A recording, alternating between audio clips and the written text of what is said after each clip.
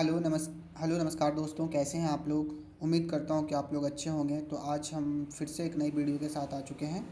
चलिए, आज हम लोग पढ़ने वाले हैं class 10th Bihar board math exercise 12.2 का क्वेश्चन नंबर 5। तो देखिए बच्चा, क्वेश्चन क्या है, पढ़ लेता हूँ एक बार। कहता है क्वेश्चन नंबर 5, देखिए एक बार। कहता है कि त्रिज्या 21 सेंटीमीटर वाले वृत्त का एक चाप केंद्र पर 60 डिग्री का कोण अंतरित करता है। फिर क्या कह रहा है, ज्ञात कीजिए कि चाप की लंबाई क्या है। और दूसरे नंबर में कह रहा है चाप द्वारा बनाए गए त्रिज्यखंड का क्षेत्रफल क्या है। और तीसरे नंबर में है संगत जीवा द्वारा बनाए गए वृत्तखंड का क्षेत्रफल क्या है। मतलब इसमें 3 क्वेश्चन पूछा है। दिया क्या है, दिया है त्रिज्या और थीटा। थीटा का मतलब केंद्र पर जो कोण बनता है वो दिया है 60 डिग्री। हमें निकालना है चाप की लंबाई, त्रिज्यखंड का क्षेत्रफल और वृत्तखंड का क्षेत्रफल। बस चलिए देखते हैं, इसको यहाँ पे हम लोग समझने का प्रयास करते हैं। आइए, तो यहाँ पे सबसे पहले हम लोग क्या बनाएंगे, एक वृत्त बनाएंगे। क्या बनाएंगे, एक वृत्त बनाएंगे। तो चलिए सबसे पहले एक वृत्त बना लिए। देखिए ये है हमारा वृत्त। वृत्त में चाप, देखिए वृत्त में ये होता है हमारा केंद्र। ये हमारा क्या होता है, केंद्र होता है। बाबू चाप क्या होता है, तो परिधि परिधि कहते हैं। एक बार जब हम वृत्त के गोल चक्कर लगाते हैं तो उसको कहते हैं परिधि। तो परिधि के कुछ भाग को ही हम लोग चाप कहते हैं। मान लीजिए यहाँ से लेकर यहाँ तक क्या है, हमारी परिधि है, चाप है। परिधि के कुछ भाग को ये हमारा मान लीजिए चाप है, ठीक है। ये यहाँ से लेकर यहाँ तक चाप है, और यहाँ से लेकर यहाँ तक ये मान लीजिए हमारी त्रिज्या है। ये मान लीजिए क्या है, हमारी त्रिज्या है। ये मान लीजिए त्रिज्या है। देखिए ये त्रिज्या है, ठीक है। ये मान लीजिए त्रिज्या है ना। और त्रिज्या कितना दिया है, 21। त्रिज्या कितना दिया है, 21। और कितना दिया है, 21 दिया है। कोण कितना बनाया गया है, 60 डिग्री बोला। कोण 60 डिग्री है।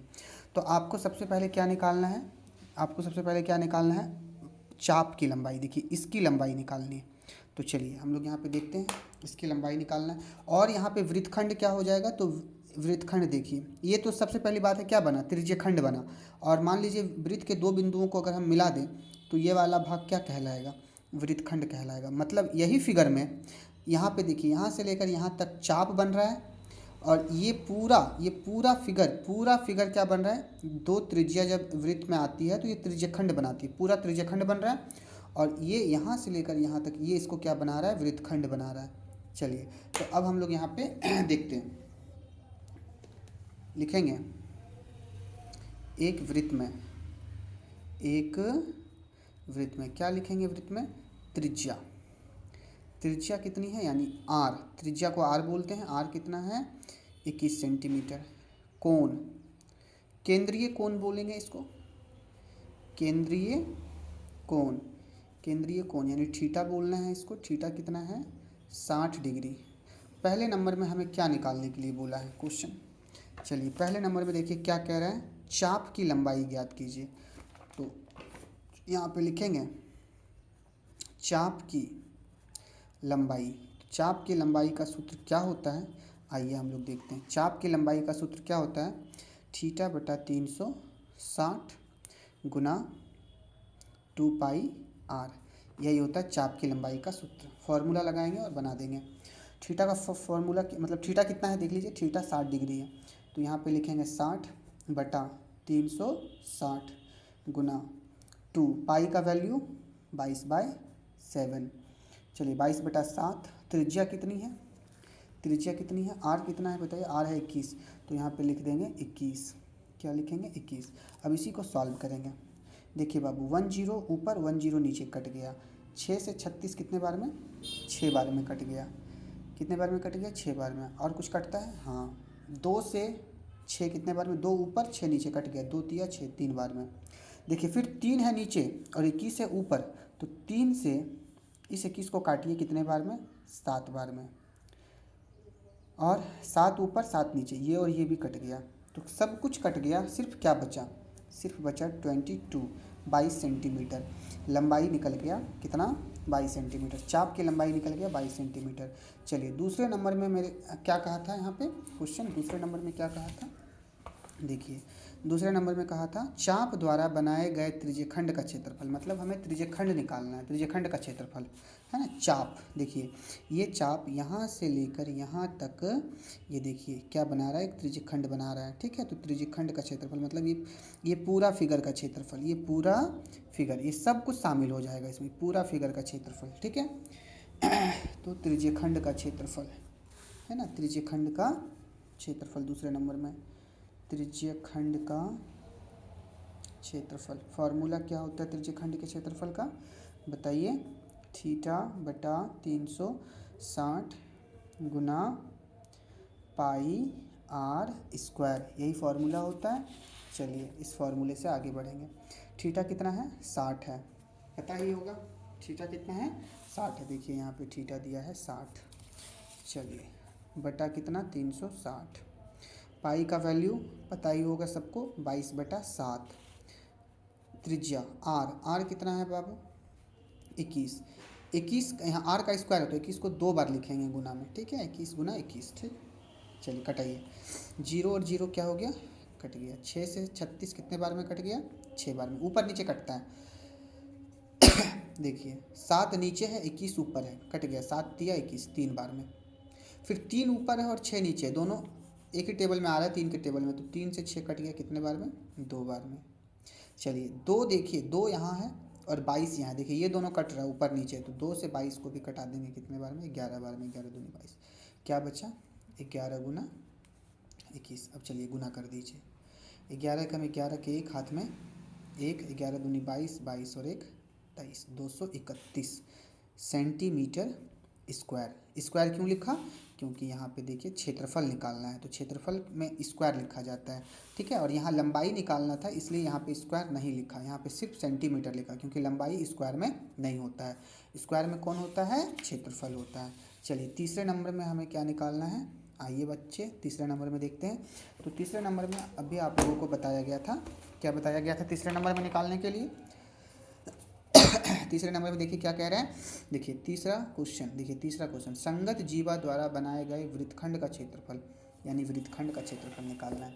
चलिए सिंपल यहाँ पे लिखेंगे हम लोग, वृत्तखंड का क्षेत्रफल, वृत्तखंड का क्षेत्रफल। फॉर्मूला पता ही होगा सारे बच्चों को, नहीं पता है तो देखिए, आर का स्क्वायर बड़ी ब्रैकेट लगा देंगे, पाई थीटा बटा 360 माइनस 1/2 साइन थीटा, ये फॉर्मूला होता है। चलिए अब क्या होगा, आर कितना है बच्चा, आर बताओ कितना है, आर का स्क्वायर कितना है, आर कितना है, 21 है, तो यहाँ कर देंगे 21 का स्क्वायर, ठीक है। पाई का वैल्यू क्या लेना है, 22/7, ठीक है, 22/7। चलिए थीटा का वैल्यू क्या होगा, तो थीटा ऊपर है तो ऊपर ही लिखेंगे इसको, थीटा है 60 तो 60 लिख दिए। नीचे क्या है 360, तो यहाँ पे लिख देंगे 360 माइनस 1/2 साइन, और थीटा का वैल्यू कितना है, थीटा का वैल्यू बताइए कितना है, थीटा का वैल्यू कितना है 60, तो यहाँ पे लिखेंगे 60। फिर 21 का स्क्वायर, 21 का स्क्वायर का क्या मतलब होता है, 21 का स्क्वायर का मतलब होता है 21 गुना 21, तो इसको गुना करेंगे तो कितना हो जाएगा 441, 441, तो यहाँ क्या लिखेंगे 441। चलिए देखिए तो कटेगा कुछ, हाँ 0 0 ऊपर नीचे कट गया। 6 से 36 कितने बार में, 6 बार में, और कुछ कटेगा, हाँ 2 से 22 भी कट रहा है, 6 भी कट रहा है, तो 2 से इसको कटाइए 3 बार में, और 2 से इसको कटाइए 11 बार में। कटने का नियम क्या होता है, ऊपर नीचे देखना है, ऊपर नीचे अगर एक ही टेबल से कटे तो उसको कटाना है।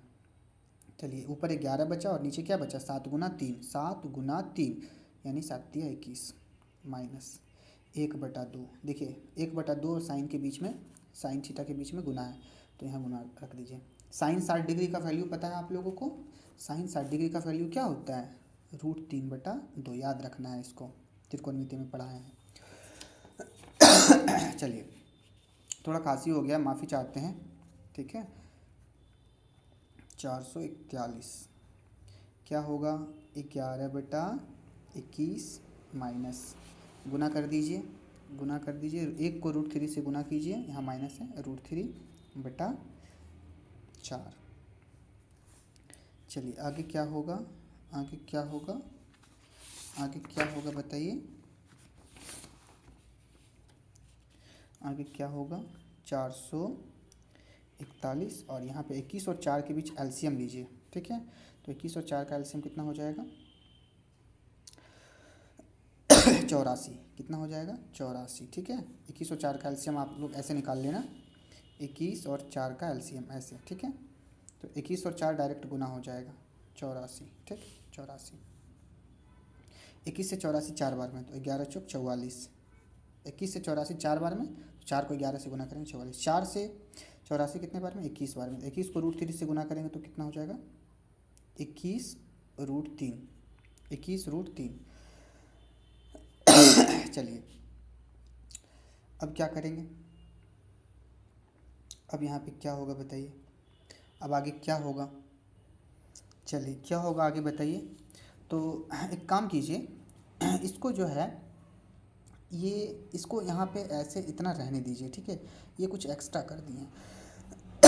आगे देखिए यहाँ पे करना क्या है, इसको यहाँ पे छोड़ देते हैं, इसको यहाँ पे क्या कर देते हैं हम लोग, छोड़ देते हैं।